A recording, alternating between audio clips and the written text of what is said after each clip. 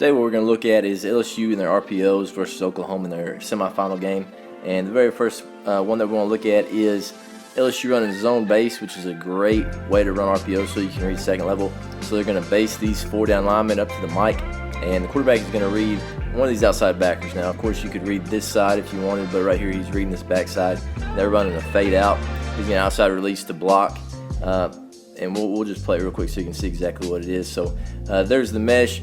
Here's their tight end. He's running right there. He's trying to outside release. He has his back turned to the out. Quarterback's reading right here. Is he going to guard that out, or is he going to sit in the box for the run? And as you continue to play, you can see when he pulls it, he's taking a step in. He's getting into the box to try to take away the run. So Burrow pulls it, flips it out there for a completion, and big play to kind of start the game, get those guys going.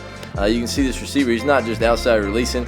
He's outside releasing, but he's also starting to block this corner. So again, outside release, trying to get his back turned to him. Then when he realizes that ball's about to be caught, he just goes ahead and engages and starts to block right there for his receiver, for his tight end. He's able to get vertical and create a big play right there. But again, you can see Joe Burrow, boom.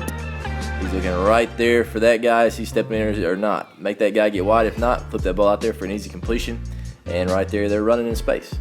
Here's another look of this same zone base with the arrow right here. Joe Burrow's looking down here. A little bit different this time. And you can see, if you watch this receiver right here, I believe the tight end ran a 2-step out. And right here, he's running 1, 2, 3, 4 before he goes to the out. And that mesh is already taking place. So what I would tell this guy is, hey, you got to speed that up. We got to stretch this defense wide a little bit quicker. Now, a lot of people might say, hey, why do we not bubble? You want to go vertical right there to keep that safety back, and it kind of gets those guys to pause for just a little bit more. But he's definitely got to stretch the defense wider, quicker, so that he's a viable option. Because right here, you can't really tell what that guy's doing because it's taking so long for him to break to the out and stretch the defense. There's another time when LSU ran this same fade out concept right here, and he's got his eyes over here to this side, reading this outside backer. And you can, as you play, you can see again, he's just kind of sitting there flat-footed, still playing out of the box. He's not going to be able to get into the box and make the play before he gets 5 or 6. So he ends up handing the ball off. And what Oklahoma does, they end up twisting right here as well. But right here, they don't even really sort it out. But right there, since it's so light in the box, he's able to find the open space and get going. They really waste 2 linemen on that DN and miss that tackle. But they still get loose because, again, 5-man box. Those guys are getting stretched horizontally. And now it's opening up vertical running lanes right there with the 5-man box for a big play for LSU. Here's an RPO out of 20 personnel for LSU, and what they're running inside zone to the left. He's still blocking C gap though, so they have all their gaps taken care of. 6-man blocking for the 6 men in the box. They're running a bang 8 right here by the slot, and Joe Burrow's looking for who's going to be the alley player who comes down, and it ends up being the safety this time. Ends up rolling really hard. As you play, you can see he's starting to mesh. Eyes go right there to that alley. Who's coming down? Whether it would have been him to the alley, whether it had been him to the alley, whoever. As long as somebody's over the top, then you're gonna have a lot of space right there. So right there, he sees how hard. By the time he pulls that, he's all the way down, almost to the line of scrimmage right there with the lineman, and he knows he's got a lot of space right here with one of the better athletes on the field, running a bang 8, and puts it right on his chest. And just that accuracy allows him to continue to fight and get into the end zone. Just like he does right there for the first touchdown in the semifinal game. We'll watch it one more time. You can see that safety rolling so hard. He knows he's going to pull it. Let me flip that thing on his chest. And one of the best athletes on the field catching the ball in stride. He's going to split the safety and get to the end zone. Here's the same RPO that LSU ran that first series for a touchdown. Again, running inside zone this direction. He's still sealing. You got a bang 8 right there. So quarterback's reading right here. You can see this guy stepping into the box. He's the alley player. So he knows he's probably going to get a pull pretty quickly. You can see how tight he is now. Now you're one-on-one.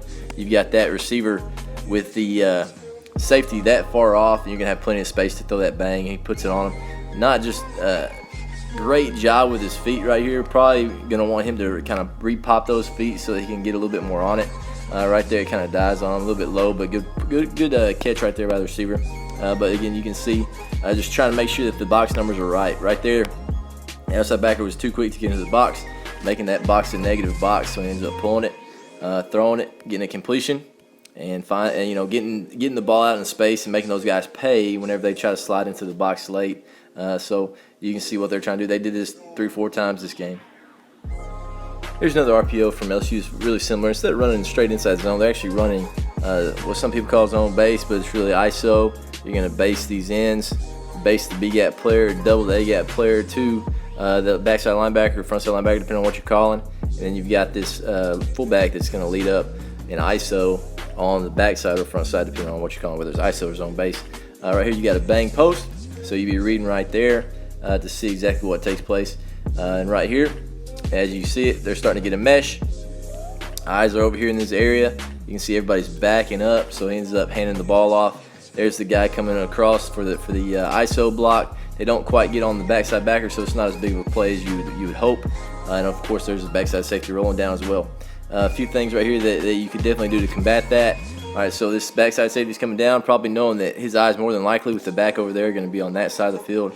So he ends up rolling down. Now, some things you're going to want to do is you're going to start getting some same side reads, possibly running right there, maybe sliding and getting a bang post, maybe an out, something like that, especially an out with that inside leverage like that, so that you could get your one-on-one matchups that you really want. He's probably going to give space knowing that he probably doesn't have much help because he can get into the box. But right here, it should be a pretty good run. You can see the numbers and what they're trying to do. Just didn't quite work out, didn't quite get up on that back, and then of course the safety's feeling really hard. So a few things you can take advantage of, but a good read right there. Guys are backing up over there to the slot, so they end up handing this ball off. Should be a decent game. Only get 2 though. Here, let's use run their insert zone again with the bang post, and again you can see you're going to base there, double the A gap player, I believe over there to the front side base. He's going to ISO that backside backer. He's coming across. Quarterback's going to read right here, or possibly alley, because they switch those guys a lot, like we said. But right here is a little bit better look because I think they end up getting a pretty good run. But you can see he's really slow to get into the box. If I was talking with him, I'd say, hey, he's probably not going to get to the box and make a play before we get 5. So right there, and also you can see him backing up. That's past the mesh. Right there, 6-on-6 in the box. Getting a body on a body. Now you got your guy running in space. Really good job right there. Real clean read. That guy's hanging. They got good spacing out there at receiver. So right there, you're getting your numbers where you want them. And really good job blocking there up front. 6-on-6, creating space. Big explosive run right there for LSU.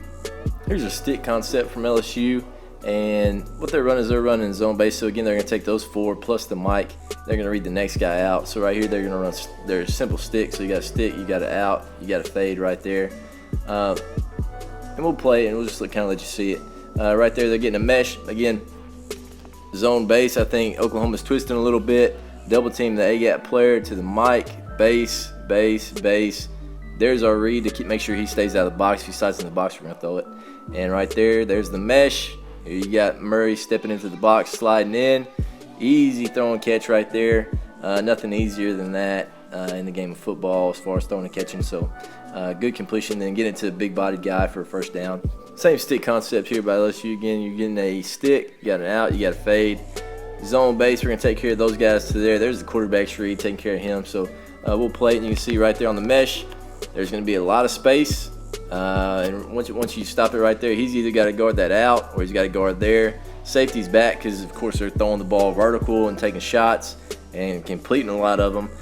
This guy slides into the box for the run because, I mean, his run read is telling him that it's run because he's probably reading high hat, low hat. Right there, he sees the tackle fire off, so he steps into the box just a little bit. Now they flip it out there. Nice, easy throw and catch for decent gain. Not going to be a huge game, especially with those guys trying to play off and make sure you're not getting those big explosive plays. But they're taking what's there and making those guys stay out of the box so then they can run the ball later on a 5-man box. But right there, easy throw and catch that most junior high teams should be able to do. Here's an empty game RPO where LSU's running outs, and over on the other side, I believe they're running a stick concept right there. He's going out, he's going vertical. But what they're really doing is they're reading that extra guy, and if they have the numbers in the box, they'll run the draw. If they don't, then they're going to throw the ball out there. And right here, Joe Burrow, he catches it. His eyes automatically come right here. I think if he would have just hung on just a little bit longer and let him work, he could have thrown that ball and not ended up taking off running. But right there, he ends up taking off. Oklahoma does a good job. They end up guessing, and they guess right, and they twist into it. They have him coming across, him coming, and then he gets swings around there late. They do a good job understanding, hey, it's empty, good chance of a draw, possible RPO right here. So they end up twisting to the play, and end up getting there on 3rd and 3, so there's definitely opportunity for the quarterback run. But right there to do a good job twisting. Quarterback could have hung on that out for just a little bit longer, threw that ball out there for a completion, but ended up taking off. Maybe it was taking a little bit long to get out as well, but right there you can see what they're trying to do and how Oklahoma kind of combats it with that twist. And really good tackle there in open field against a good athlete.